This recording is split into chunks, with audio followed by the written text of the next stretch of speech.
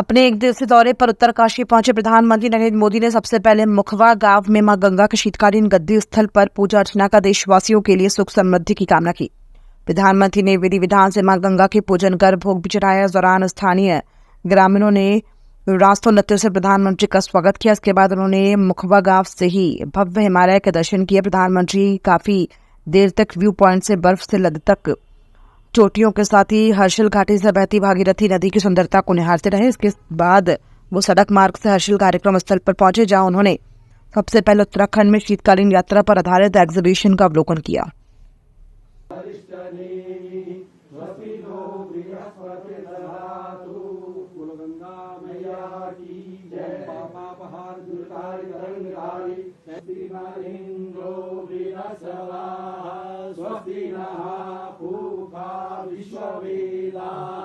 स्वस्ति नस्तारक्षो अरिष्टनेमिः।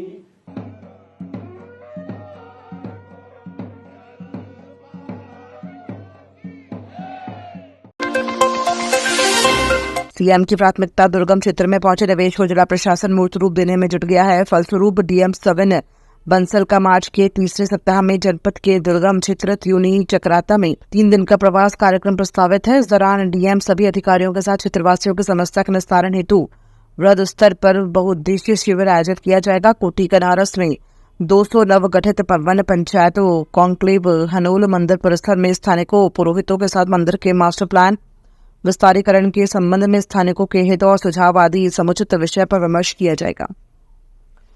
वहाँ पर एक स्ट्रीक ऑफ एक्टिविटीज़ प्लान किया है, जिससे हमारी जो वहाँ पर सोशल इन्वेस्टमेंट्स हो रही हैं और जितनी बेनिफिशियरी स्कीम्स हैं उनका लाभ अंतिम बुजुर्ग महिला और बच्चे तक मिल सके।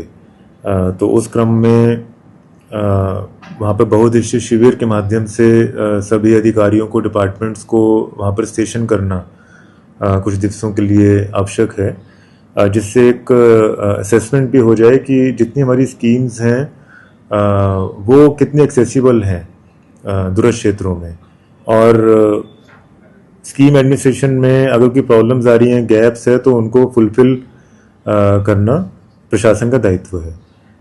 So this is a kind of social community audit also, कि हम अपने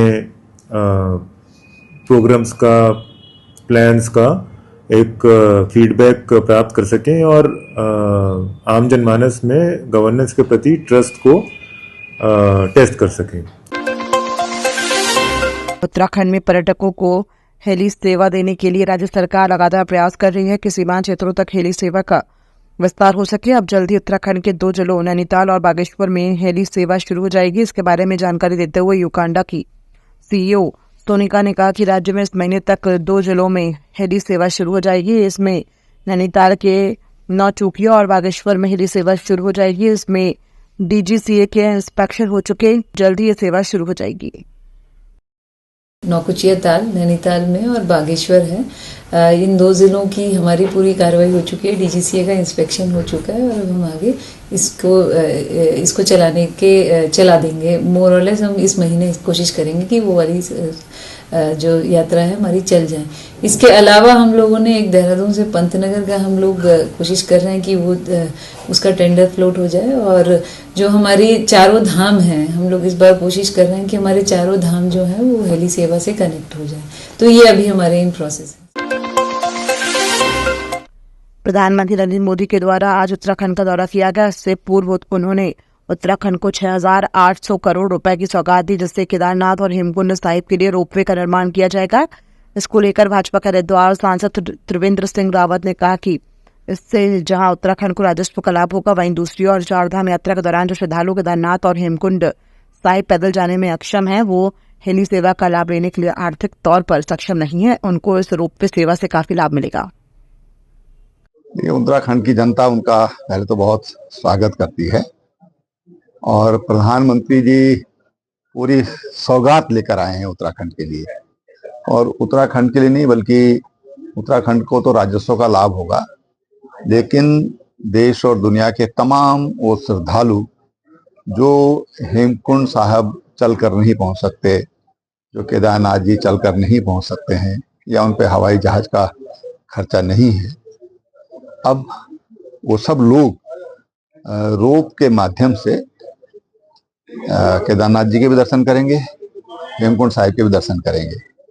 लेकिन उससे जो ज्यादा बड़ा जो मुझे महसूस होता है कि पर्यावरणीय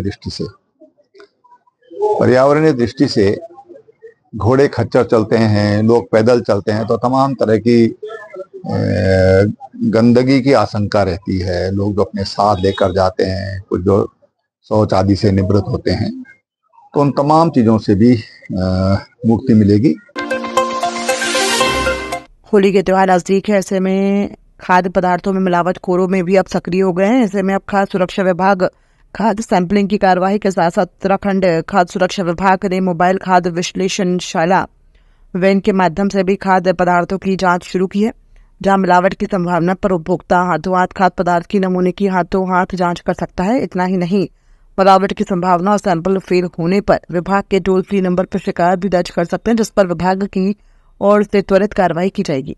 त्योहारी सीजन में कुछ ज्यादा ही मिलावटखोरी होती है, क्योंकि उस दौरान मिठाई हो या अन्य खाद्य पदार्थ की डिमांड काफी बढ़ जाती है। ऐसे में खपत को पूरा करने के लिए मिलावटखोर जमकर मिलावटखोरी को अंजाम देते हैं। खाद्य पदार्थों में मिलावट की वजह से स्वास्थ्य पर बुरा असर पड़ता है।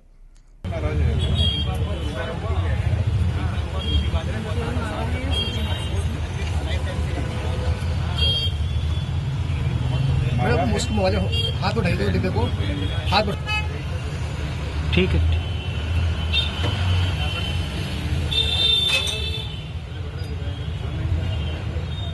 ये तो जो है खाद्य सुरक्षा विभाग द्वारा लगातार अभियान चलाया जा रहा है। अभियान के तहत जो समस्त जनपद हैं, उनके जो बाहरी राज्य हैं, उनसे आने वाले जो प्रवेश द्वार हैं, उन पर जो है जो वाहन से जो है मावे, दुग्ध, पनीर तथा अन्य होली में जो अत्यधिक उपयोग किए जाते हैं, उन खाद्य पदार्थ की चेकिंग की जा रही है। तथा इसके साथ साथ जो हमारी जो है फूड सेफ्टी ऑन व्हील्स है, खाद्य मोबाइल परीक्षण विशेषशाला के माध्यम से भी जगह जगह जाकर जो है खाद्य कारोबार करता, आम उपभोक्ता तथा जनमानस मोबाइल वैन में आकर जो जिन खाद्य पदार्थों का वो अपने घरों में प्रतिष्ठान में उपयोग कर रहा है, उनका जो है निःशुल्क परीक्षण किया जा रहा है, ताकि जो है उसको पता लग सके कि जिन खाद्य पदार्थों का वो उपभोग कर रहा है दैनिक जीवन में, वो जो है खाने के लिए जो है कितने सुरक्षित हैं।